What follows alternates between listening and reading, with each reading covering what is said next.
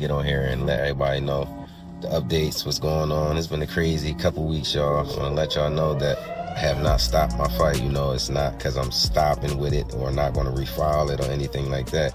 It's just a lot going on behind closed doors. Hey, we got to step back and play chess, not checkers. The courtroom was a pressure cooker, a place where silence carried more weight than 1,000 voices, where every breath seemed to echo against the walls, where the anticipation of a single sentence could shatter reputations and alter lives forever. Do you believe wholeheartedly that Jesus is your father? I really do. And if it's not, why you can't prove me wrong? Like it's not as far as a proving me wrong thing. It's go to the courtroom and basically do what everybody else would have to do. Like it's not, you don't have to prove me wrong. I just want the truth. Honestly, I can take a no. I can take, if I'm embarrassed at the end of the day, I can take that. I really can. I've been through a lot. I've seen a lot. I could take me being embarrassed. Like this can't take nobody not saying nothing. Like, you know, it's not fair. I was 7. My mom had to sit down with me. I guess she thought I was old enough to know now, and she been saying Sean Carter, that's what she was calling him at first before she was calling it Jay Z, and I really didn't know who that was because I was young and, you know, had my little brother, and I really wasn't worrying about it. She was saying it a lot, but I really just was going along with the person I was just seeing, like the person I looked at who was taking care of me at that time. I really wasn't really trying to understand what my mom was talking about, but she constantly put it in my head like, son, it's not your father, and I really want you to know it is. This person is your father, and I just want you to know. And she continued to tell me that over the years and over the years and over the years, even till I was grown. He never tried to contact me in any type of way, and that's all I'm asking is like, cause I honestly really want the case to be over with. Like I've been going through, just like I said, a lot, and as I said, I'm not chasing nobody. I'm not trying to do this to make somebody seem like a bad person, a bad father. I'm not trying to make nobody seem like a bad person or nothing. I'm just really coming out here for the truth. I don't want no money or anything. I wasn't looking for none of that. I just want to know the truth, and if I can't go to the courts and get the truth, like, what is it really? Why you? What is it? I just really want it over. It's something that's really affecting my life, and I just want it over with. I work every day. I also have my own kids to take care of. So it's like, it's been a journey for me, and it's just like, you know, I just got so much on my name right now.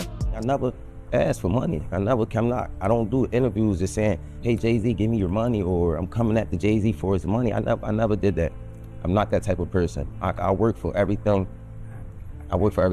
Next is I'm just trying to basically make sure no other kids or nobody else in the world has to go through this. Basically, don't feel afraid to go to court and see if a person is your biological parents. You know, so many people are scared, and this is a big thing in the world. A lot of people don't have their fathers because they scared to go out and search for them, and sometimes it only take a little search. You know, go search, and if it's wrong, we're adults. Well, most of us adults, even for the teenagers, this being a role model for them, showing you can go in the courtroom, and if you're doing everything correctly, you should be able to just get treated as equal as the other person. You know, I've always been a person that I never hate anyone. I never, you know, I don't walk around with hate for a person. So I try to teach my kids that just be the best that you can be. So that's just a motto I go off. I would never hate Jay Z. You know, it was never that type thing. You know, I respect him for everything he did. And as I said, I've been going through a whole lot through these years because this case, like me, my mom, my godmom, we didn't seen the worst. We didn't have people, you know, slander my name like you want Jay Z money, and I hear it all.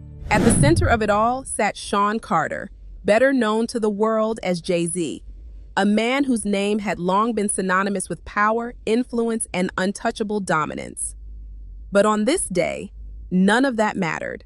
His billions, his empire, his legacy, all of it hung in the balance, suspended by the fragile thread of truth about to be revealed. The judge, his face unreadable, his tone steady, adjusted the stack of documents before him. He knew the gravity of what he was about to say. The room itself seemed to lean closer, every pair of eyes locked on his lips, waiting for the verdict that would either confirm or dissolve years of speculation. Reporters sat with pens pressed against notepads, their fingers twitching, ready to ignite a media firestorm the moment the words left the judge's mouth. Lawyers whispered nervously. Fans outside the courthouse pressed against barricades, their chants rising, ready to witness history. Yeah, I mean, I don't know what it is between Nicki Minaj. I know that she said something about the son, Jay Z's son. Yeah, but he just dropped that lawsuit. Or she did.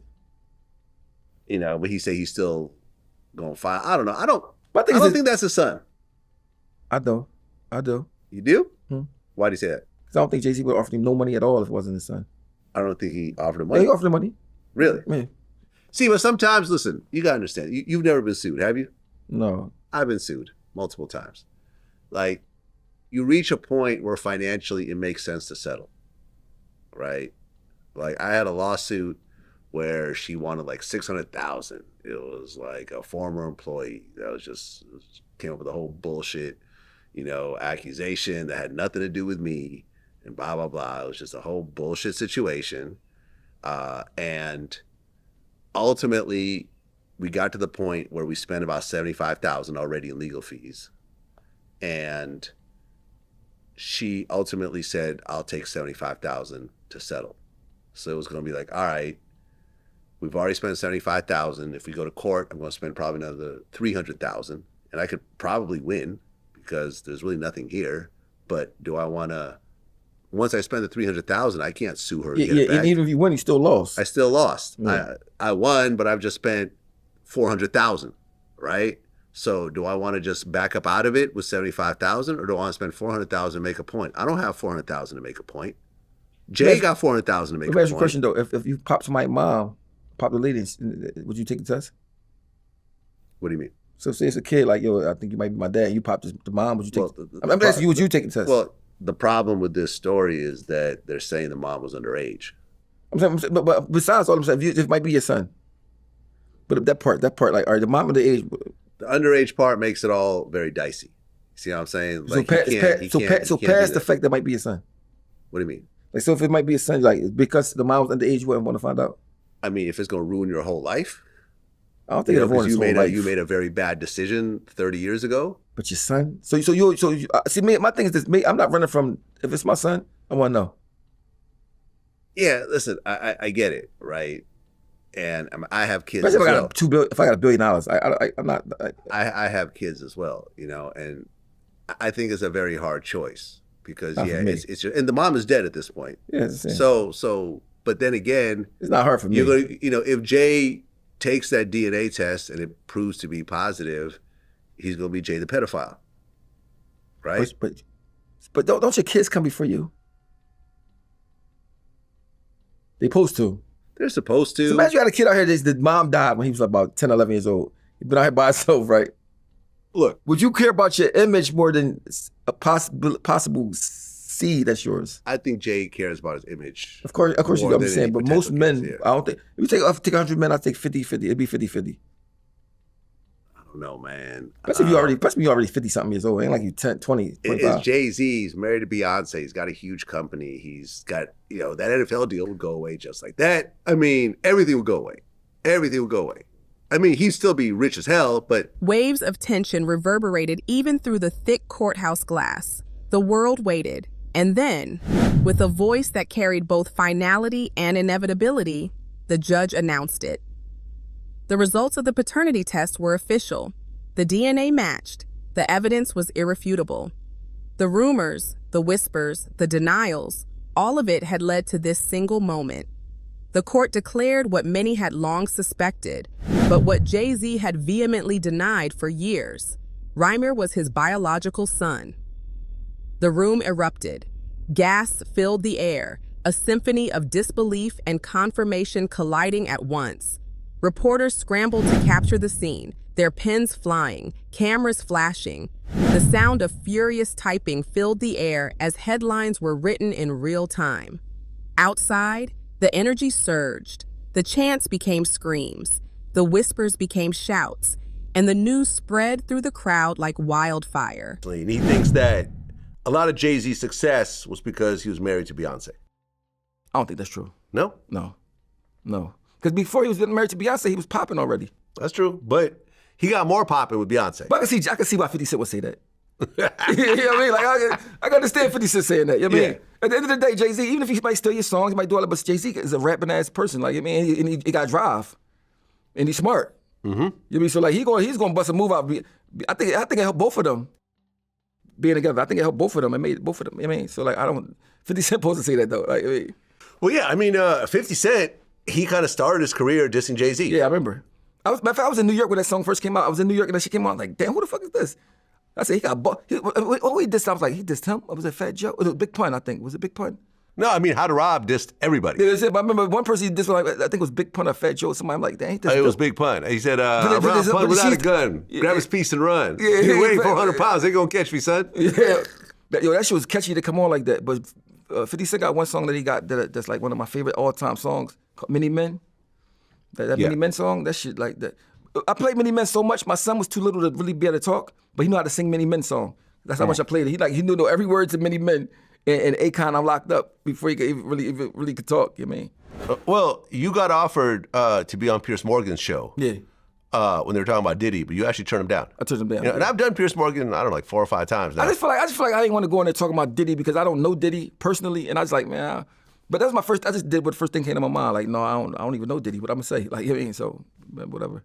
Yeah, I mean, But the fact that they even knew me, I'm like, y'all know me on the show. They probably watch. Well, they watch Vlad TV, so they probably see you on my show. So you know, I mean, that's probably how it happens. A lot of people on my show. But got, did you see? I think the girl like Tasha K. She got a joint Jay Z son on there. Oh, his alleged son? No. If you talk to him personally, that's his son. You think that's his son? Yeah. You know what I think his son? First of all, Jay Z offered him money. At first, he offered him bread, like, and everything, but his aunt, this is like his caretaker, didn't like approve of it. She said, no, Jay Z got a lien on her house, all type of shit that was going on. Yeah, the lady put up paperwork and everything with his name on it and all that. I mean, but young boy's so thorough though. He just want a dad. He not trying to get no money. He not trying to do none of that. I mean, that's why. So I told him when he called me 2 years ago, I said, listen, I don't want to be the one to tell your story because they're gonna think I'm trying to catch rep off of it. So let me let you tell your story somewhere else first. I mean, then I could talk about it. But he called me like 2 years ago, telling me like, I mean, I said, oh, young boy. He's like, I just want a dad. I don't want no money. I'm already 18. I think he was like 20 something at the time. I mean, but something happened to him, and I was like, yo, that sounds kind of weird. He said he was coming out from work, going to work, and it was a gun in his car. Like when he opened the door, he seen the gun. He said he went to go like call his man like, yo, did you leave a gun in my car? His man's like, no. He said, why you on the phone talking to his man? The cops pull up and lock him up. He said, he told the cops, no, that's not my gun. He's like, so he went in the building he was in, and they seen that somebody pulled up and put the guns in his car. Oh. And pulled off. I said, bro, I don't know nobody in the hood that got guns to just waste like that to do that. I don't know what. He's like, yeah, so like Jay Z had a gag order against him, like trying to get a gag order and trying to. And my thing is, if it's not my son, I'll just take a test, get over with. Yeah. I mean, the fact that you did dodge it and whatever, to me, I don't know. I think his mom was underage or something when he was born, so I think that's part. Oh. Yeah, I think that's probably part of it. Yeah. But like I said again, it's not the same as now. But is his mom still alive? No, she died. She died. Huh. She was 15 when she had him. Oh. And how old was Jay? Like 20 something, I guess. Oh. Like 20, probably early 20, like 24. We don't know if it's true. This is just but Within seconds, social media platforms lit up. Hashtags spread like fire. And the entire world tuned in. But inside the courtroom, the spotlight turned. Not to the judge, not to the lawyers, not even to Rymir. It turned to Jay Z. For decades, he had been the master of control. He controlled the music industry, controlled narratives, controlled his brand, his image, his every move. But in that single moment, with the undeniable truth placed squarely in front of him, that control shattered. At first, it was subtle. A slight twitch of his jaw, a tightening of his fists, a widening of his eyes. But then, the composure crumbled completely. Jay Z shook his head violently, muttering under his breath, as if refusing to accept the words he had just heard. His lawyers leaned in urgently, whispering, trying to calm him, but it was no use. His body tensed, his voice rose, and he slammed his hand down hard on the table, the sound reverberating through the chamber. Alleging he's the son of Jay Z's making more headlines than ever, Rymir Satterthwaite's been trading legal traps with the Rock Nation founder, with details spilling out across court docs surrounding his allegations. Here's everything we know about the person suing a billionaire media mogul. For one, Rymir's lawsuit alleges Jay's ignored repeated calls for a paternity test. Per Rymir and his godmother's legal filings, Rymir's mother Wanda allegedly engaging in a brief romance with a pre-famed Jay, who allegedly fathered Rymir with, at the time, a 16-year-old Wanda, who has since died. Rymir's team accusing Jay of tampering with legal proceedings, misusing his high-profile influence with public officials, along with claiming Jay's never outright denied he's Rymir's biological father. Meanwhile, Jay's new filing contends Rymir's lawsuit's just the latest in decades-long harassment. Inside the June 16th court docs obtained by E! News, Jay's attorney said the fabricated allegations and claims have been addressed and rejected in multiple other courts. Jay's team also saying they attempted contact with Rymir's godmother and co-plaintiff, but she hung up after they called to request more time to prepare their response. E! News has reached out to both Jay Z and Rymir for comment, but has not yet heard back. To Jay Z and Diddy in her response? Yeah, this is sort of like, you know, if a child asks you for something and you're trying to like teach them a lesson, you say, no, not right now. You know, go be good for a little while, then come back and ask me again. That is almost exactly what Judge Annalisa Torres did here. She wanted to send a message directly to Alex Spiro, who is obviously one of the most prolific attorneys in the country right now. I've known him for 20 years. He started as a DA in Manhattan. I knew him as a DA in Manhattan. I had cases against him as a DA in Manhattan. And he's gone on to do incredible things. But he has a very specific style.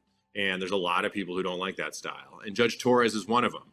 He's now twice kind of taken the reins and tried to take control of the narrative of cases by putting on sort of these preemptive press conferences. He did it with Mayor Adams, and he did it now with Jay Z, where he goes to the press and essentially puts on a PowerPoint and says, hey, this is why I think this case is garbage. This is all the inconsistencies. This is where this case fails. But it's obviously from his point of view. And so the judge doesn't like that.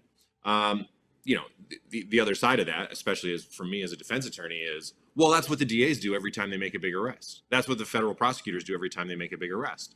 They go in front of the camera and they put on this sort of dog and pony show press conference to like tell the nation why this is such a just arrest, why this is such a just prosecution, and to try to get public opinion behind them as they move forward in the case.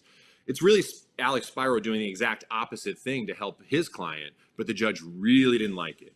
And so all of that is to say that this ruling to me is specifically directed at Alex Spiro saying, I don't like what you're doing. I don't like all the motions you're filing. I don't like how you're going about handling this case. And if you continue— For the first time in years, the world witnessed the unshakable mogul lose control. The man who had negotiated billion-dollar deals, who had stood unflinching against industry battles, who had always projected unbreakable calm, now unraveled before the world. His face flushed with anger, disbelief, fear. The cameras caught it all, every flicker of emotion, every crack in his legendary composure. This was no longer the billionaire icon. This was a man stripped bare, exposed, forced to face a truth he had buried for too long. Across the courtroom, Rymir sat frozen, his eyes locked on Jay Z. This was the moment he had fought for, the moment he had been denied time and time again. For years, he had been cast aside, dismissed as an opportunist, accused of chasing fame or money. But now, the truth had vindicated him. And yet, the victory was not sweet. His face did not radiate triumph. Instead, it reflected years of absence, years of pain, years of questions that had never been answered. The DNA test gave him validation, but it could never give him the father he had needed all those years. The tension in the room was unbearable. The judge struck his gavel, calling for order. Contentious case like this. So I wouldn't have expected it to be granted anyway. So the second possibility is that Quinn Emanuel just decided it's not the best motion. It's not our best. We have a separate motion to dismiss the complaint against our client. That's the motion that we want to see through. That's the motion we want the judge to focus on. We want her to focus on the merits and dismiss the claims against our client. We don't care about the sanctions stuff. We're going to get it go. And my third theory, which I have no basis for other than sheer speculation, I want to say that up front, is that there's some kind of deal here between the lawyers. The lawyers have accused each other, right? Busby's accused Quinn Emanuel of going after his clients and trying to get them to bring malpractice cases. Quinn Emanuel's gone after Busby and accused him of trying to drum up clients to bring claims against Combs and against Jay Z. And maybe the attorneys have reached some sort of understanding about the ground rules. Maybe not, but maybe they have, and letting this motion go is part of that understanding. That would be my third possible reason. Yeah, and I know you mentioned that it's speculation, but I think by you kind of explaining that, I feel like that might also be very plausible. I want to go back to what you said during kind of your second explanation, where, I'm sure Jay-Z from his side, he probably wants this lawsuit just to be, or this complaint to be dismissed, or not even amended in the first place, made in the first place. Obviously, nothing goes away in the blink of an eye, excuse me. But in your opinion, watching all of this legal back and forth that's been unfolding these past few months, do you think there is enough to dismiss, or do you think at a point this will even get litigated? I think it's going to get litigated. If I had to guess, I haven't really studied the complaint against the motion to dismiss, so I don't have a advanced opinion about it. But my reaction to it is that the complaint accuses him of some very bad stuff, and that ought to be enough to move the case forward. That's my guess. Now, remember, at the outset of these litigations, we go through kind of a honing phase where the dispute is sort of narrowed down to certain parties and certain claims. And sometimes the motion to dismiss doesn't get rid of the case entirely, but it gets rid of some of the claims, or it gets rid of some of the parties. I see today, by way of example, there's a brand new filing dismissing defendant Bad Boy Records LLC. There were separate claims against that company, and I don't know where all these companies fit in the pantheon of Bad Boy Records, but that company has been dismissed voluntarily from the action. And you'll see that kind of thing at the beginning of... But Jay-Z himself was spiraling. He rose from his seat, pacing the floor, his hands gesturing wildly, his voice cracking as he tried to speak over the chaos. His usual eloquence was gone. Words tumbled out, fragmented and raw. The sound of a man watching the life he built collapse around him.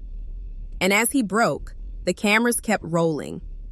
The image of Jay-Z, the mogul, the businessman, the cultural icon, dissolved in real time.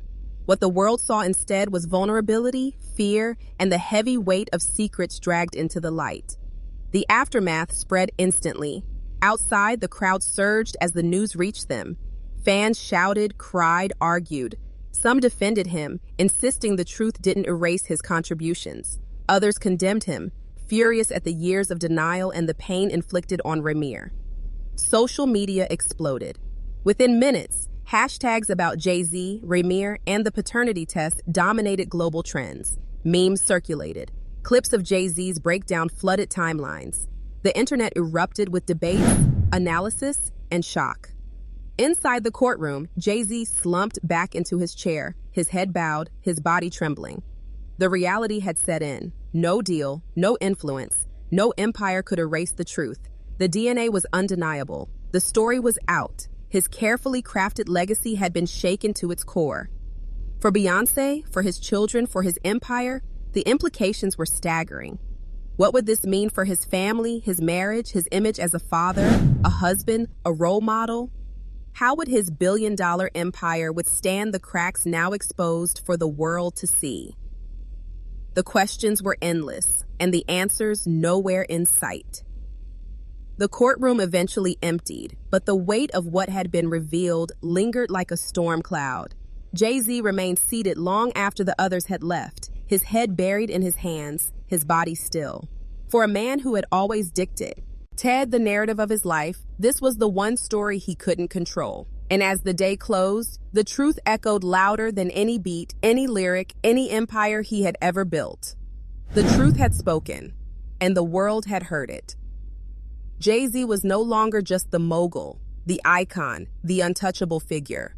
He was a man forced to face the consequences of secrets long denied. This was not just a court case. This was not just a verdict. This was a reckoning, and for Jay-Z, it was only the beginning. Across the room, Rymir sat frozen, his eyes locked on the man who had just been confirmed as his father. For years, he had been dismissed, ignored, brushed aside as rumor or opportunism. Now, the truth had validated him in front of the world. But instead of triumph, his face reflected something deeper. Years of pain, years of absence, years of questions no test result could ever erase. The judge called for order, his gavel striking hard against the bench. But the chaos had already spilled over. Jay Z's lawyers requested another recess, desperate to regroup, desperate to find a way to spin the narrative already spreading like wildfire. But Jay himself couldn't contain his emotions. He rose to his feet, pacing, shaking his head, his voice trembling between anger and disbelief. The cameras captured it all. Every twitch of his hand, every crack in his voice, every ounce of vulnerability he usually kept buried deep below the surface. The image of the unshakable mogul was crumbling in real time, and the world was watching. The headlines the next day told the story. Jay Z confirmed as father in explosive courtroom reveal. Rymir vindicated after years of denial. Music mogul loses control in shocking breakdown. The world was no longer speculating. It had the answer it had been waiting for, and it would not let him forget it. In boardrooms, in studios, in living rooms, across the globe, conversations sparked. Could he rebuild the trust, the image, the dominance he had enjoyed for decades? Or was this the crack that would bring the empire down? For Rymir, the moment was bittersweet. Validation came with pain. The truth gave him recognition, but it also reminded him of all the years lost, all the moments absent, all the words never spoken between father and son. For him, this was not just about headlines. This was about humanity, about closure, however painful, however incomplete. For Jay Z, the days ahead would be the hardest of his life. His public image, his private world, his empire, all of it had been shaken to the core. He could deny, he could fight, he could spin. But the truth was out, and the truth would follow him, shadow him, define him in ways he could no longer control. The courtroom may have closed its doors that day, but the echoes of the gavel still lingered. The world had watched a titan break,